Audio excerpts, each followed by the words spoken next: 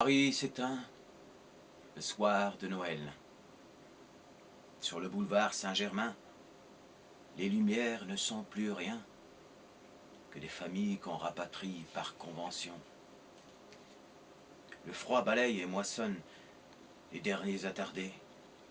Les rues vides sont plus froides que le regard des vieilles qui terminent leur existence. Paris s'éteint le soir de Noël.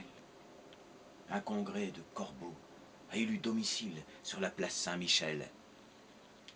Les taxis vont et viennent et trahissent tout de même une semblance de vie derrière ces parapets illuminés.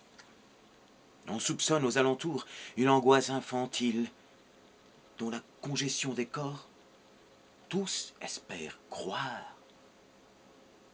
En quoi? Là est la question.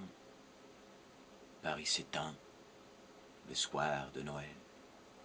Les infirmières ont tombé leurs blouses blanches et quittent une à une le chevet de cette ville moribonde. Pourtant, dans un bar très proche, ils mangent l'hominidé. Ils mangent, boivent et essayent de converser.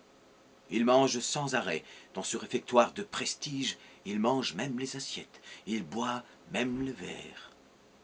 Et cette famine collective est si contagieuse que l'on doit y prendre garde. Bientôt, comme un ballon, la panse rebondira dans les chemises. Paris s'éteint le soir de Noël.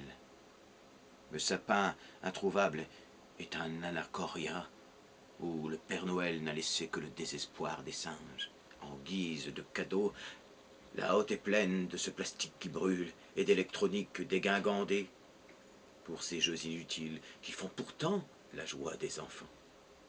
Peut-être qu'au fond d'une chaumière, on se souvient encore de la naissance de cet homme qui détruisit tout empire.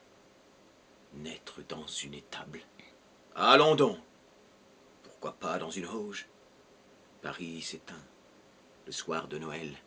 Et c'est très bien parce qu'il faut qu'on veille à la bougie sur tout ce qui s'éteint comme ça dans la vie.